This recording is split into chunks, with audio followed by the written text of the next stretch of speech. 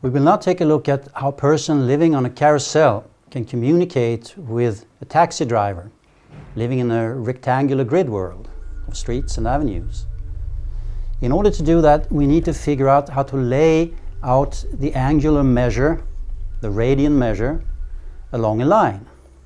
And we can illustrate this with a simple cable wound or wind. And if I pull this, you see how the angular thing is transformed into a rectangular thing. I'm pulling this thing out, and it lays out the angular measure along a line. And if we do this, as you can see in this animation here, you can see how the carousel person is turning round and round, and his position is projected on the two axes. And you can see how the cable wind is working along the line to give the angular measure. So we are projecting the horizontal component of the circular motion and the vertical component as a function of the angular measure, as one says in mathematics.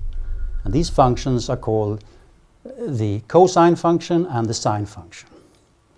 The sine function is the green curve, and you see that being laid out along the x-axis. The cosine function is the blue curve, and that curve is being laid out along the y-axis, the vertical axis. But normally we draw these functions as functions where the vertical is depending on the horizontal. Y equals f of x, as we say in mathematics. And that's why we have reflected the blue curve into the purple curve. So the purple curve has the equation y equals cosine x, and the green curve has the equation y equals sine x. In order to figure out the equation of the circle, we can think of a ball rolling around in a city based on streets and avenues, like it could be New York.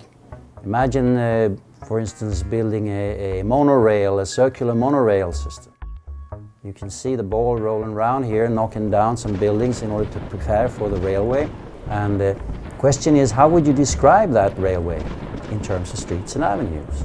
That's what we call the equation of the circle. And we see here, when you project the ball along the streets, you get the number of avenues. And when you project the ball along the avenues, you get the number of streets.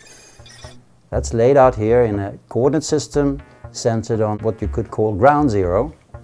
And in terms of this coordinate system, where the streets, the blue line is the 0th street and the green line is the 0th avenue, then we can describe the circle using Pythagoras' theorem.